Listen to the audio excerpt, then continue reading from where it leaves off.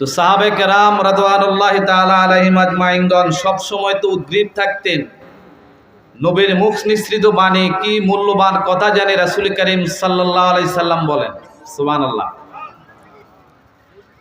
তো আল্লাহর নবী বলেন ফাআম্মা আহাদুহুম ফাআওয়া ইলাল্লাহি তাআলা ফাআওয়াহুল্লাহু ইলাইহি, যে ব্যক্তি প্রথমে এসে বসে গেছে সে ব্যক্তি আল্লাহ তাআলা রহমতের ভিতরে সে স্থান করে নিয়েছেন। সুবহানাল্লাহ। আর দ্বিতীয় ব্যক্তি ওয়া আম্মাল আখার ফাস্তাহিয়াল্লাহু মিন,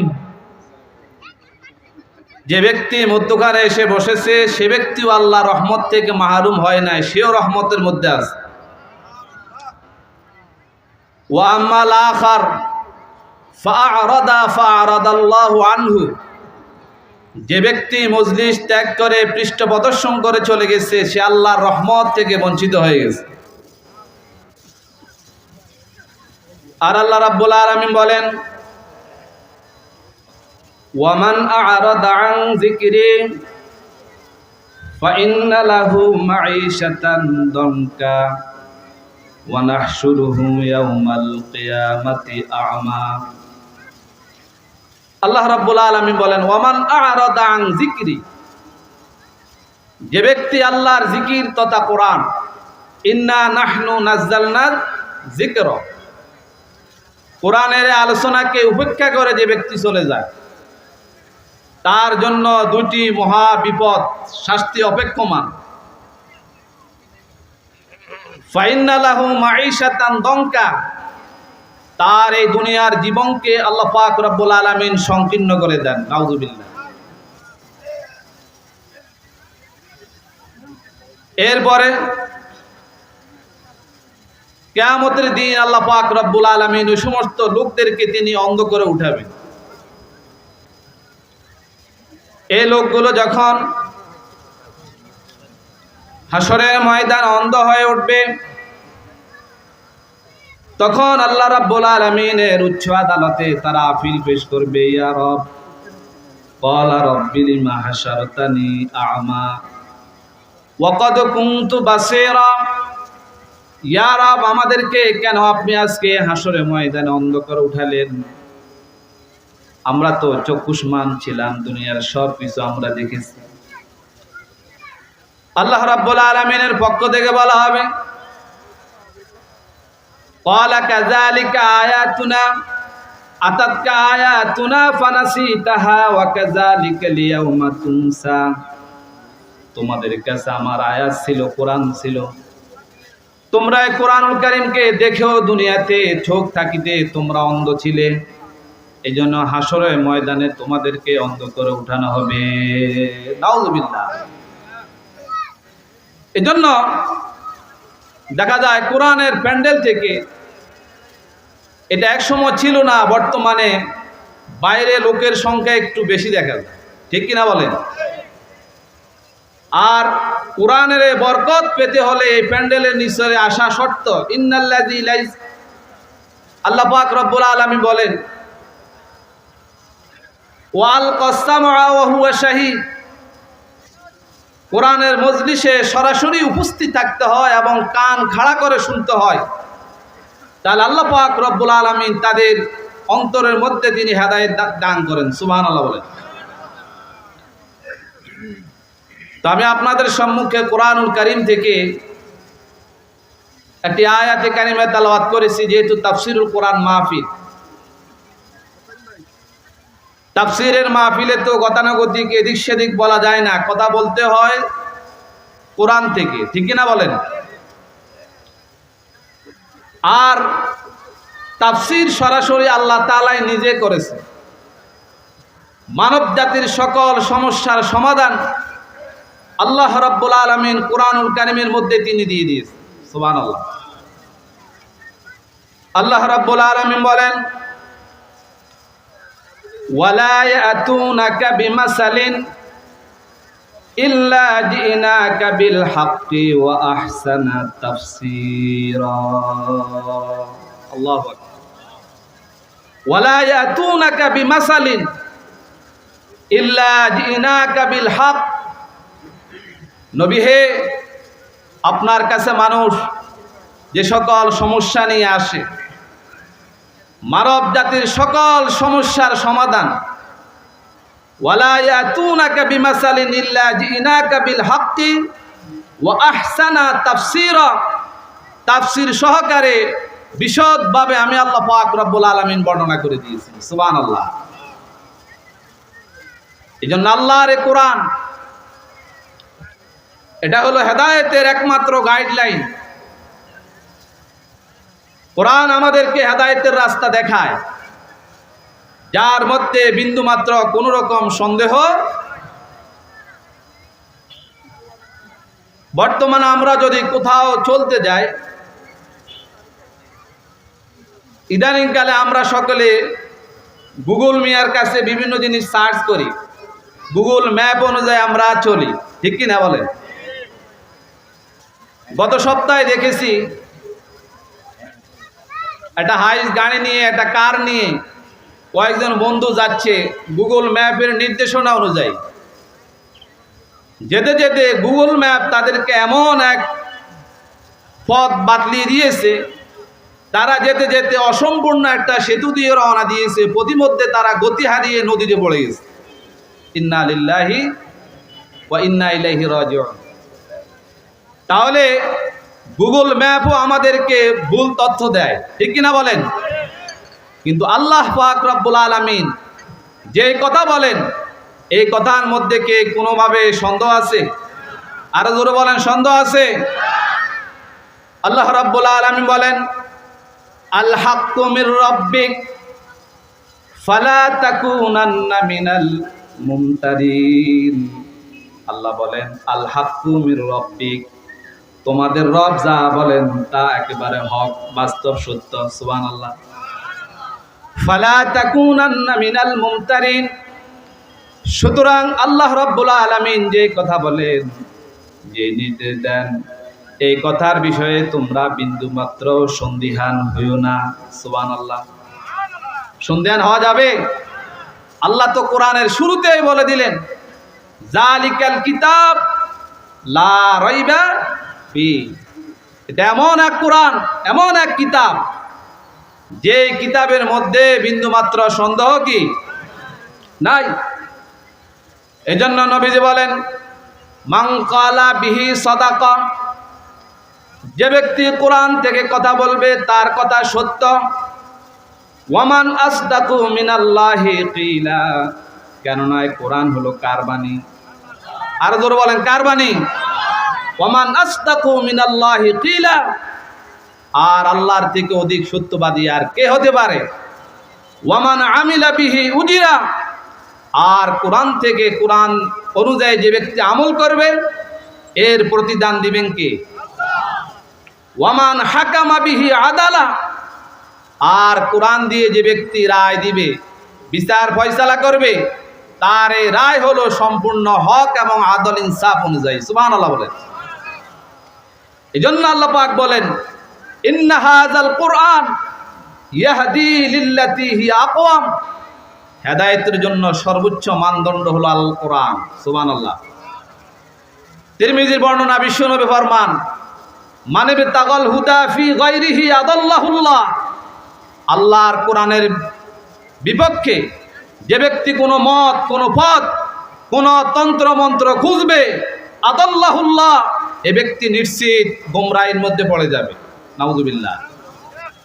তাহলে হেদায়েত পেতে হলে আল কোরআনের পথে আসতে হবে কিনা বলেন? আল কোরআন অনুযায়ী আমাদেরকে চলতে হবে। তো আল্লাহ পাক রব্বুল আলামিন এই কোরআনুল কারীমের মধ্যে মানব জাতির সকল সমস্যার সমাধান তিনি দিয়ে দিয়েছেন। সুবহানাল্লাহ। আমি যে সূরার একটি আয়াতে কারিমা তেলাওয়াত করেছি, সূরার নাম সূরা কসস। বলেন, সূরার কি নাম? সূরা কসস।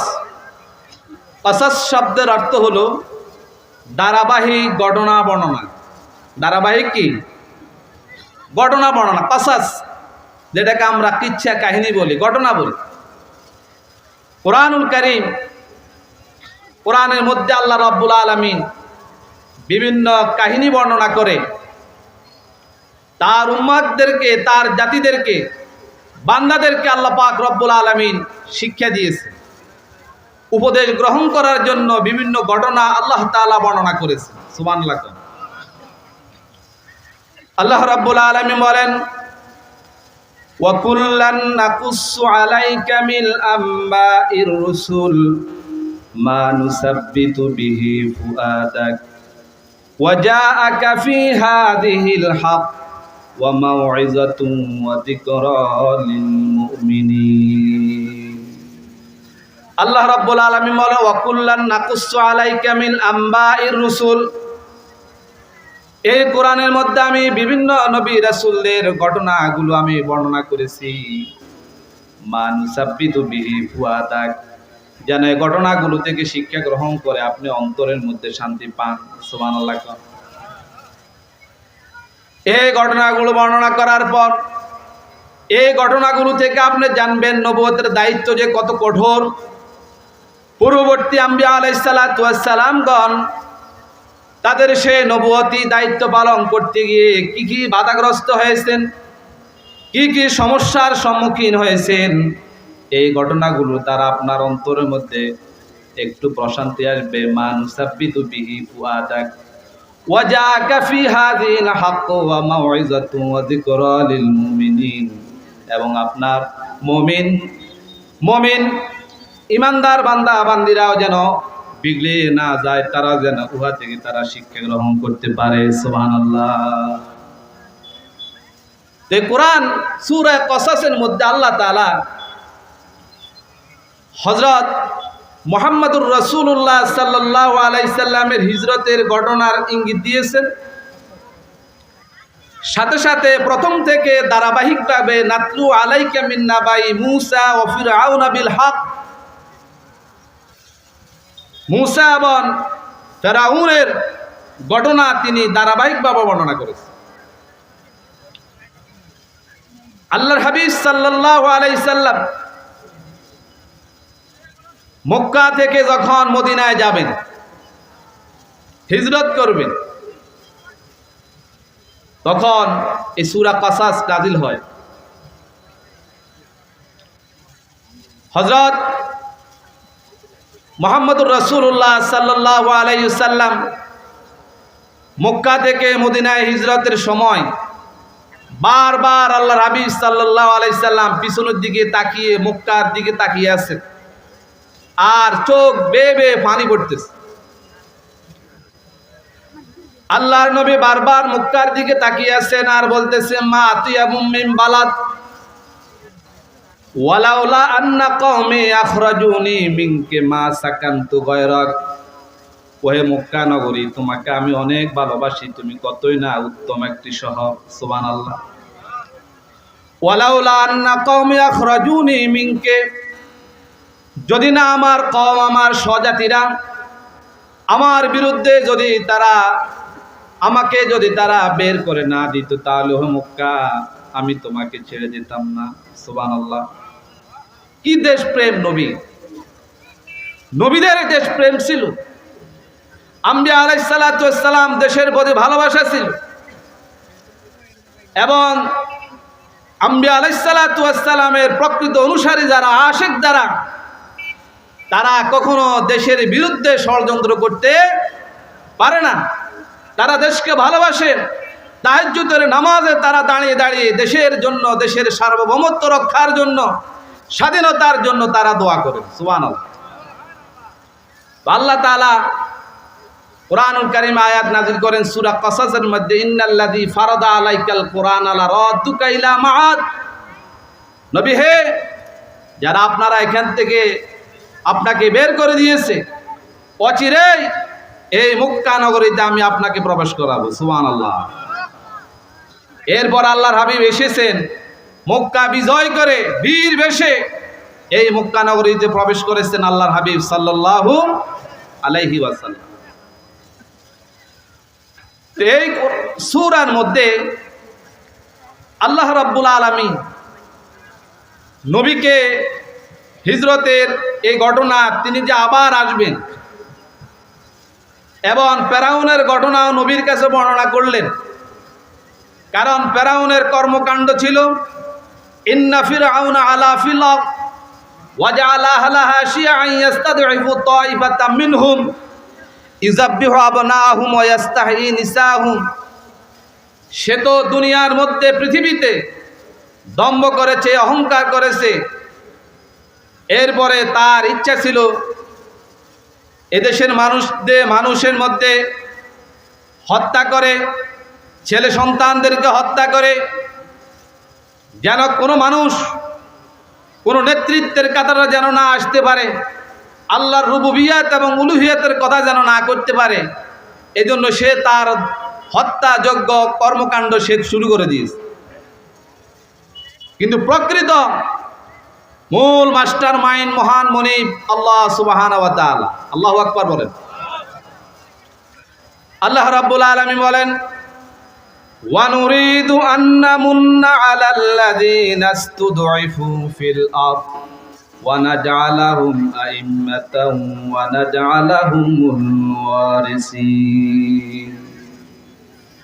আল্লাহ রাব্বুল আলামিন বলেন, ফেরাউন সে স্বৈরাচার, সে চাচ্ছে আপনাকে বের করে দেওয়ার জন্য, নবীদেরকে বের করে দিয়ে ছেলে সন্তানদেরকে হত্যা করে সে এই দেশ থেকে আল্লাহর দ্বীনকে উঠিয়ে দেওয়ার চেষ্টা করেছে। কিন্তু আল্লাহ বলেন, অনুরিদু, আল্লাহর ইচ্ছা হলো আলাদা, আন্নামুন্না আলাল্লাযীনা ইসতুদঈফু ফিল আরদ, যাদেরকে জমিনের মধ্যে দুর্বল ভাবা হতো, যাদেরকে সবচেয়ে দুর্বল সংখ্যাগরিষ্ঠ যাদেরকে বাবা হতো, আল্লাহ পাক রব্বুল আলামিন পুনরায় তাদেরকে আবার ইমামতের দায়িত্ব তাদেরকে দিয়ে দিবেন। সুবহানাল্লাহ।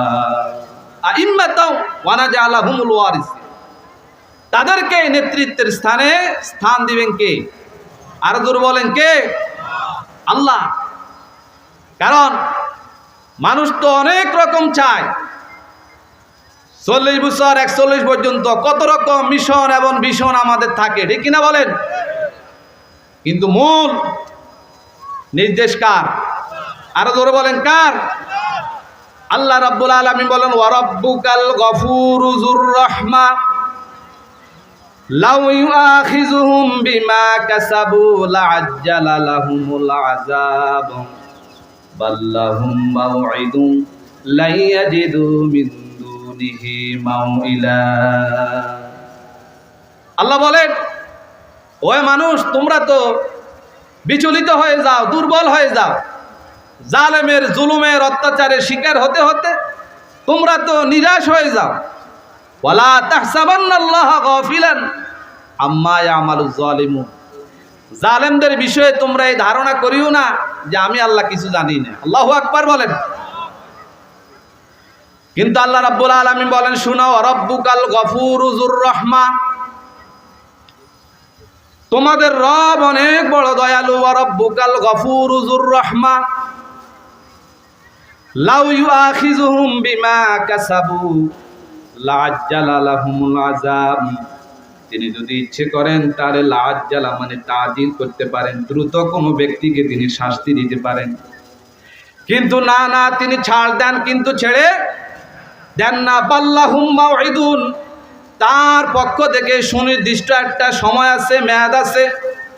লা ইয়াজিদু মিন দুনিহি মাউইলা, ওই সময় যখন আসে তখন আর দুপুরের খাবার খাওয়ার জন্য সুযোগ দেওয়া হয় না, ঠিক কিনা? কত বড় বড় কত কিছু রান্না বান্না শেষ, খাবে বান্দার কত রকম আশা, কিন্তু মূল হুকুম কার? আর জোরে বলেন কার? আল্লাহ। এই জন্য আল্লাহ তাআলা বলেন, ওয়া রাব্বুকাল গফুরু যুর রাহমা লাউ ইউআখিযুহুম বিমা কাসাবু লাআজ্জালা লাহুমুল আযাব, তোমরা তো বিচলিত হয়ে যাও, তাড়াহুড়া করো, কিন্তু তোমাদের রব অনেক দয়ালু, তার সুনির্দিষ্ট একটা মেয়াদ আছে, ওই সময় পর্যন্ত আল্লাহ তাআলা সুযোগ দেন, কিন্তু তিনি ছেড়ে দেন না। তো আল্লাহ রাব্বুল আলামিন বলেন, তিলকাদ দারুল আখিরা নাজআলুহা লিল্লাযীনা লা ইউরিদুনা উলুওয়ান ফিল আরদি ওয়ালা ফাসাদা। যে আয়াত আমি তালাওয়াত করেছি, আল্লাহ তাআলা বলেন তিলকা দারুল আখিরাহ, ওই আখিরাতের চূড়ান্ত ঠিকানা, শান্তির সুখের স্থান কাদের হবে সেটা আল্লাহ তাআলা বর্ণনা করতেছে। আমরা সবাই আখিরাতের সুখ চাই তো? আরো জোরে বলেন, চাই কি না? পৃথিবীতে মানুষগুলো দুই ভাগে বিভক্ত। কয় ভাগে? আরো জোরে বলেন, কয় ভাগে? দুই শ্রেণীতে বিভক্ত। আল্লাহ রাব্বুল আলামিন বলেন মা তুহিব্বুনা মিনকুম মান ইউরিদুদ দুনিয়া ওয়া মিনকুম মান ইউরিদুল আখিরাহ। আল্লাহ বলেন মা তুহিব্বুনা মিনকুম মান ইউরিদুদ দুনিয়া ওয়া মিনকুম মান ইউরিদুল আখিরাহ। পৃথিবীতে মানুষ কয় শ্রেণী? আরো জোরে বলেন, কয় শ্রেণী? দুই শ্রেণী। মান ইউরিদুদ দুনিয়া, কেউ চায় দুনিয়া, কেউ কি চায়? দুনিয়ায়। ওয়া মিনকুম মান ইউরিদুল আখিরাহ, আবার আরেক শ্রেণী চায় আখিরাতের সুখ। সুবহানাল্লাহ। এজন্য একজন আল্লাহওয়ালা নেককার ব্যক্তিকে প্রশ্ন করা হলো, আপনি কেমন আছেন? তখন তিনি বলেন লাইসা সাঈদ আল্লাযী দুনিয়াহু তুসঈদু, দুনিয়ার সৌভাগ্যকে আমি সৌভাগ্য মনে করি না। ইন্না সাঈদ আল্লাযী ইউনজি মিনান নার, প্রকৃত সৌভাগ্য, প্রকৃত শান্তি, সুখ হলো যে ব্যক্তি আল্লাহর আযাব থেকে মুক্তি পেয়েছেন। সুবহানাল্লাহ। তাহলে পৃথিবীর মানুষের মধ্যে দুইটা শ্রেণী, মিনকুম মান ইউরিদুদ দুনিয়া ওয়া মিনকুম মান ইউরিদুল আখিরাহ। এক শ্রেণী চায় দুনিয়া, আরেক শ্রেণী চায় কি? আখিরাত। আল্লাহ রাব্বুল আলামিন বলেন এই পৃথিবীর মানুষগুলোর মধ্যে দুই শ্রেণীর মানুষ রয়েছে। এক শ্রেণীর মানুষ তার কর্মকাণ্ড, চাল চলন, উঠা বসা সব কিছুর মধ্যে হলো দুনিয়া। আর অপরদিকে অন্য শ্রেণীর আরেক শ্রেণীর মানুষ রয়েছে, তার সকল কর্মকাণ্ডগুলো সবগুলো হলো একমাত্র আখিরাতকে নিয়ে। সুবহানাল্লাহ। আমরা নিজেরাই বিভাজন করে ফেলেছি কাজের মধ্যে। আমরা মনে করি খালেস ভাবে কিছু করলে মনে করি এটা আখিরাতের জন্য করেছি, এটা দুনিয়ার জন্য করেছি। কিন্তু না, মুমিন বান্দার সমস্ত কর্মকাণ্ড হবে আখিরাতকে কেন্দ্র করে। সুবহানাল্লাহ বলেন। তার চাল চলন, উঠা বসা, তার ব্যবসা বাণিজ্য, তার পরিবার, তার সমাজ, তার রাজনীতি, সমাজনীতি যা আছে সব কিছু হবে কে নিয়ে? আখিরাতকে নিয়ে। বলুন কি নিয়ে? আখিরাতকে নিয়ে। কিন্তু আবার কিছু সংখ্যক মানুষ আছে, তাদের চিন্তা হলো দুনিয়া নিয়ে। কি নিয়ে? দুনিয়া নিয়ে। আল্লাহ রাব্বুল আলামিন বলেন ওয়া তারা কাসীরাম মিনহুম ইউসারিউনা ফিল ইসমি ওয়াল উদওয়ান